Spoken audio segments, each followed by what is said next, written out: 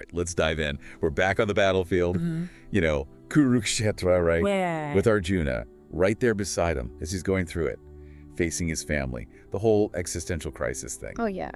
But thankfully, we've got Krishna, Yes. like our own personal spiritual guide leading us through chapter 14 of the Bhagavad Gita, Yeah. the 3 modes of material nature. That's it. That's where we're at. And, you know, we left Arjuna in this pit of despair, questioning everything. And Krishna, like the compassionate being that he is, starts to unpack, kind of reveal these deeper forces. Yeah, it's like we're feeling that weight within, that existential crisis, and then boom, Krishna hits us with this knowledge of the 3 modes, Sattva, Rajas, and Tamas. The 3 modes of material nature. And these aren't just like, you know, random concepts. These are the forces that are literally like shaping our thoughts, our actions, and ultimately, you know, our destiny, where we end up. It's really important, before we get into 14, to remember where we've been. So we had, you know, Bhakti Yoga in chapter 12. Right. And that path of devotion and surrender to the divine. And then we had chapter 13 with this distinction between the body, the field as it's called, and the soul, the knower of the field. So you've got this bhakti, you've got the separation of the physical and the spiritual. Yeah. And then chapter 14 comes along and says, okay, there are these forces operating within the field of existence that influence everything. That's like the secret code, almost. Yeah, it is. To the universe. It is. So for this deep dive, we're going with A.C. Bhaktivedanta Swami Prabhupada's 1972 edition of the Bhagavad Gita. Okay. Which is really interesting because he really emphasizes presenting Krishna's message directly. Right. Without any personal interpretations. Yeah. Without adding anything extra. Yeah, so we're going straight to the source. We are. Okay, hit me. Chapter 14. All right, let's start with the setup. Krishna, you know, in all his compassion, says to Arjuna, "Now hear from me, O son of Pritha, how one who knows the field and the knower of the field and the knowledge of their difference can attain to liberation from material bondage." Ooh, liberation from material bondage. That's what we're all after. Yeah. How do these 3 modes, how do they play into this? They're central to it. They're like the key.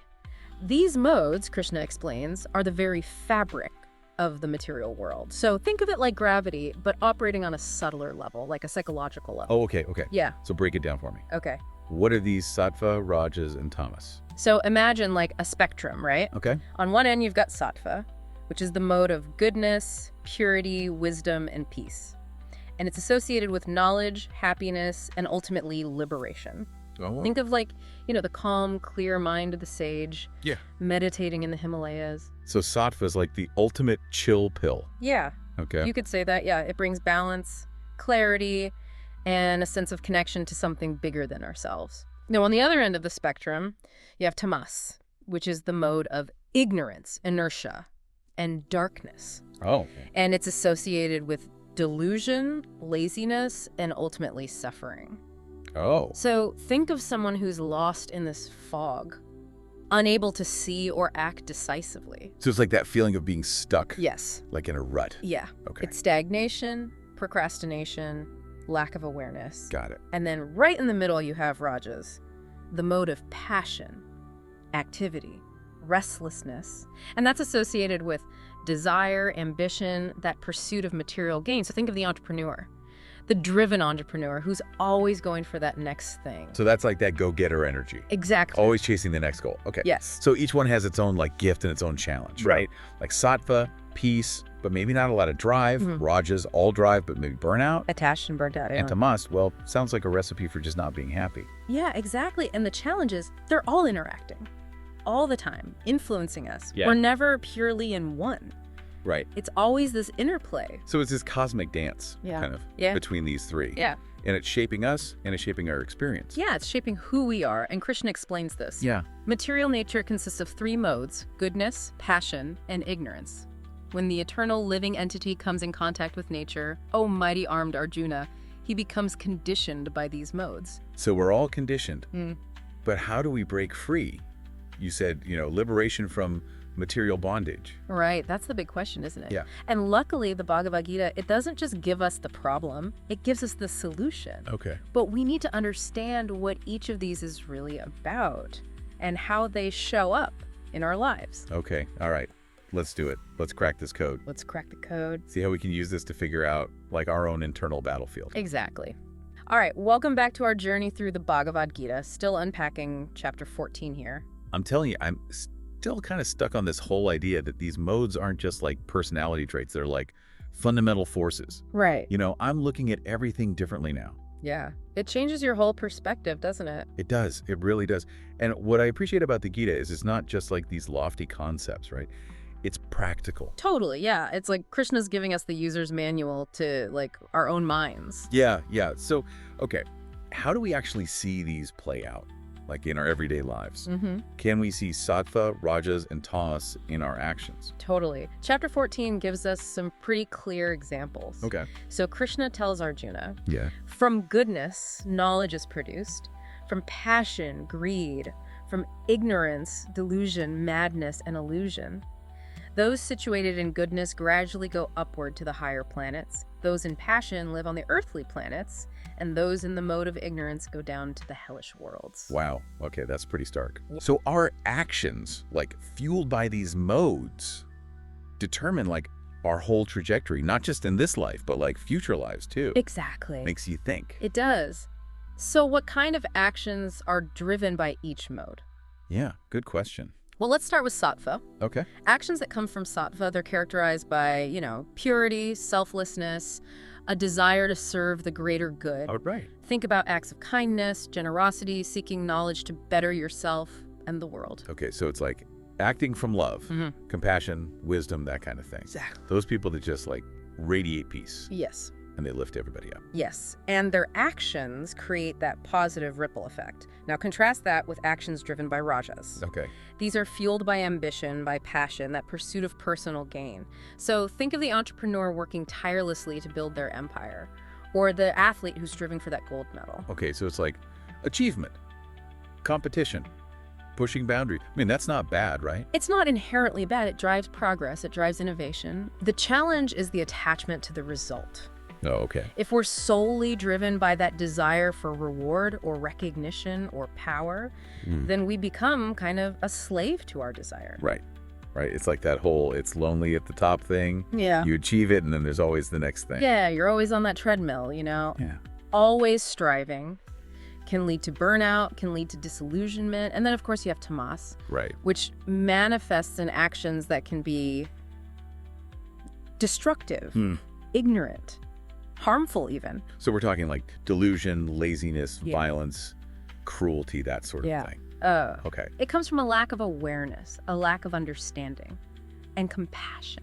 I'm thinking of like procrastination, addiction, people who intentionally cause harm. Yeah, exactly. Those actions come from Tamas, and they just perpetuate that cycle of ignorance and suffering. It's like they're trapped in this like loop of self-sabotage. Yeah. Okay, this is heavy stuff. I gotta ask, if these modes are influencing us, do we even have free will? Right. Are we just puppets?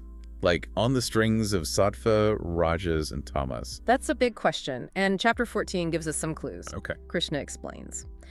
When one is illuminated by the knowledge of the mode of goodness, one clearly sees the difference between the modes of nature and the soul. One also understands the process of liberation from material entanglement and how to attain it. Okay, so there's hope. There is. We can break free. But how? Like, is it just about being aware of them? Awareness is huge, yeah. But it's not enough on its own. We need to actively cultivate sattva. Right. And minimize the influence of rajas and tamas. Okay. And thankfully, the Gita gives us the tools. Give me the tools. I want to break free from the puppet show, Yeah. Become the master of my own destiny. Yeah, totally.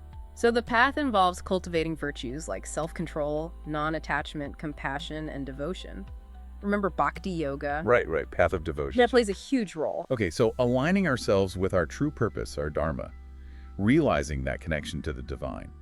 But how do we take these ancient principles and apply them now? Like in our modern lives? Yeah, okay, let's talk about that. Give me some examples. Right. Diet, for example. Okay.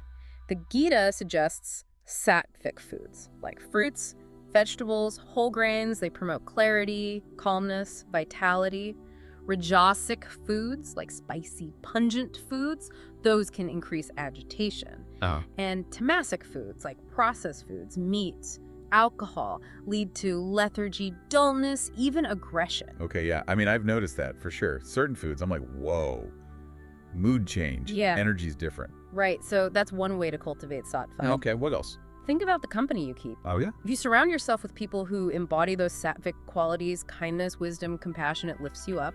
But if you're always with people who are driven by rajas or tamas, it can drag you down. It's that whole you are the average of the 5 people you spend the most time with thing. Exactly. And then, of course, meditation. Meditation helps us to cultivate stillness, self-awareness, detachment from the constant fluctuations of the mind. You can watch those modes play out without getting swept away by them. Like you create that space between yourself and that constant chatter. Yeah.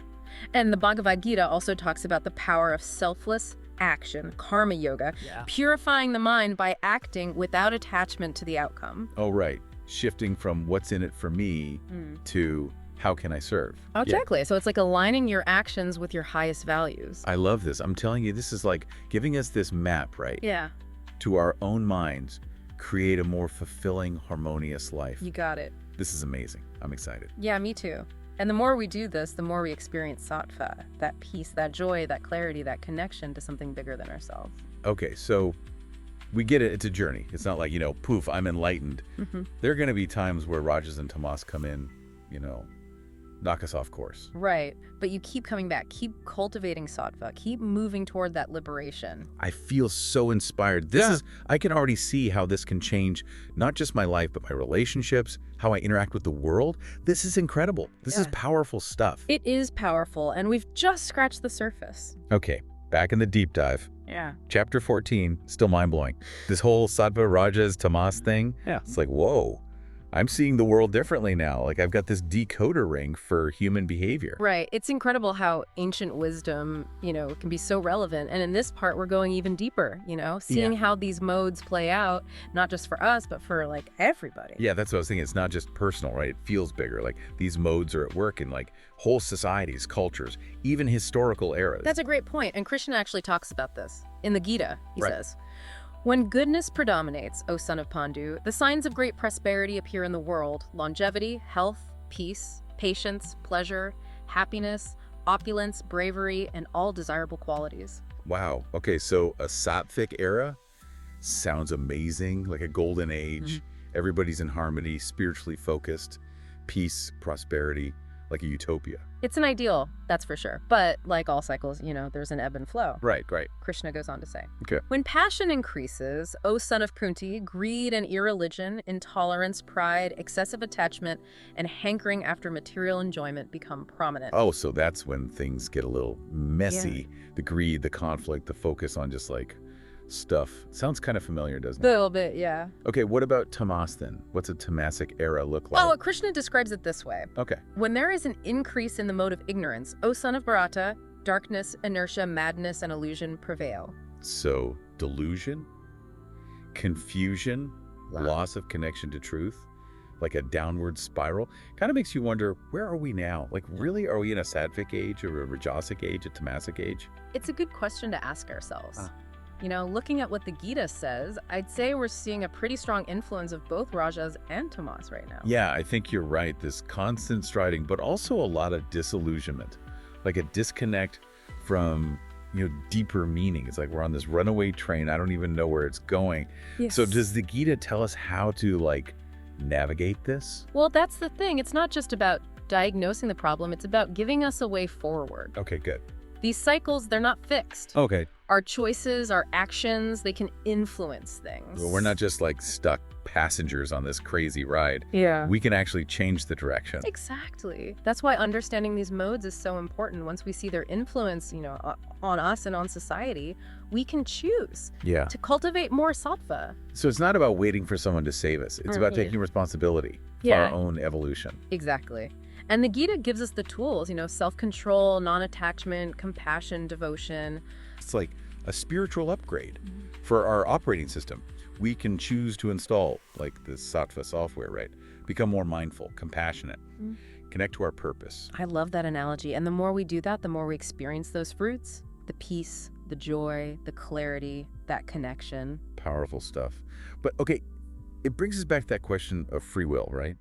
If these modes are so strong, what does that mean for our choices? Are we really choosing, or are we just playing out a script? It's a deep question, and the Gita addresses it head-on. It acknowledges the power of the modes, but it also emphasizes our consciousness, our ability to choose. We're not just puppets, we have agency. Exactly. Krishna says to Arjuna, "One who understands the transcendental nature of my appearance and activities does not, upon leaving the body, take his birth again in this material world, but attains my eternal abode," O Arjuna. So, through understanding Krishna, through aligning ourselves with the divine, we can transcend these limitations. Yeah. And achieve liberation. Yes. It's not about erasing the modes. They're part of this world. It's about transcending their influence and becoming the master of your mind rather than being ruled by it. It's like that witness consciousness, Yeah. in yoga and meditation, being able to observe without getting swept away. That's it. That's the key. That's where freedom lies. That space between something happening and reacting, where you can choose how to respond, how to act, who you are. Wow. So powerful. It's not about denying the challenges, denying these forces. It's about empowerment, making conscious choices, aligning with our values, recognizing our divinity, living from that place of awareness, of love. That's beautiful. And remember, the Bhagavad Gita, it's a living guide, not just some old text. It's here to help us navigate life, to become active participants in our evolution, to cultivate peace, harmony, and ultimately liberation for ourselves and for everyone. This whole deep dive, chapter 14, it's been transformative. I'm seeing things in a new light, ready to take responsibility, cultivate more sattva, live differently. That's wonderful. And as we wrap up, one last thing to ponder. If the material world is, the field and the knower of the field, like we talked about in chapter 13, what does that mean for free will? Do these modes expand our choices or limit them? Something to think about as you continue on your journey. I like it. Food for thought. Thanks for joining us on this deep dive into the Bhagavad Gita. Hope it's inspired you to see the world, your life, in a new way. And hey, don't forget to subscribe. More deep dives coming soon. Until next time.